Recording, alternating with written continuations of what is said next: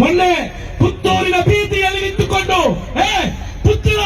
ಮೊನ್ನೆ ಪುತ್ತೂರಿನ ಬೀದಿಯಲ್ಲಿ ನಿಂತುಕೊಂಡು ನೀನು ಹೇಳಿಲ್ವಾ ಇವರ ಅಲ್ಪಸಂಖ್ಯಾತರು ನಿಮಗೆ ಬಚ್ಚಿಕೊಂಡಿಲ್ಲ ಎಳೆಯಬೇಕಂತೇಳಿ?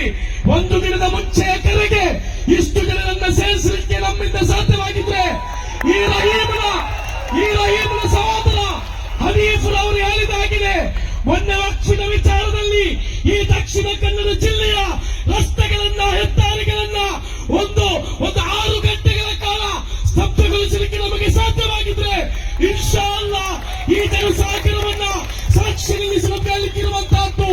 ಈ ನ್ಯಾಯವು ನಮಗೆ ಸಿಗದೆ ಹೋದ್ರೆ ಅದಕ್ಕಿಂತಲೂ ಹೆಚ್ಚಿನ ಜನರನ್ನು ಸೇರಿಸಿಕೊಂಡು ಬೇಕಿದ್ದರೆ 10 ಲಕ್ಷ ಜನ ಮುಸಲ್ಮಾನರನ್ನ ಈ ಜಿಲ್ಲೆಯ ಮುಸಲ್ಮಾನರನ್ನ ಸೇರಿಸಿಕೊಂಡು ಹೋರಾಟವನ್ನು ಮಾಡಲಿಕ್ಕೆ ನಾವು ಹಿಂಜರಿಯುವುದಿಲ್ಲ.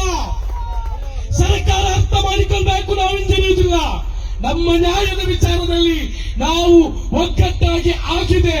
ಅಶ್ರಫ್ನ ಜೀವ ಯಾವಾಗ ಕುರುಪುವಿನಲ್ಲಿ ಬಿತ್ತು ಅಂದು ನಾವು ಒಟ್ಟಾಗಿದ್ದೇವೆ. ಅಲ್ಲಿ ಜಲೀಲ್ ಕೃಷ್ಣಾಪುರ ಇದ್ರು, ಅಲ್ಲಿ ರಿಯಾಜ್ ಕರಂಬ ಇದ್ರು, ಅಲ್ಲಿ ಅಶ್ರಫ್ ಅಂತ ಇದ್ರು, ಮೇಯರ್ ಅಶ್ರಫ್ ಅವರಿದ್ರು, ಅಲ್ಲಿ ಸುಹೈಲ್ ಕಂದಕಲ್ ಅವರಿದ್ರು, ಅಲ್ಲಿ ಕೆ ಶಾಹುಲ್ ಅವರಿದ್ರು. ನಾವು ಒಟ್ಟಾಗಿ ಆಗಿದೆ. ಶಾಹುಲಾಕರ್ ಅವರೇ, ಮಾಜಿ ಮೇಯರ್ ಅಶ್ರಫ್ ಅವರೇ, ಇವರ ಶೋಕಾಸ್ ನೋಟಿಸ್ಗಳಿಗೆ ನೀವು ಭಯಪಡಬೇಡಿ. ನಿಮ್ಮೊಂದಿಗೆ ಈ ಸಮುದಾಯ ಇದೆ. ನಾಳೆ ಈ ಸಮುದಾಯ ಒಂದು ವೇಳೆ ಮನಸ್ಸು ಮಾಡಿದ್ರೆ ಯಾವ ಉತ್ತುಂಗಕ್ಕಾದರೂ ನಿಮ್ಮನ್ನ ತೆಗೆದುಕೊಂಡು ಹೋಗಲಿಕ್ಕೆ ಸಾಧ್ಯವಿದೆ.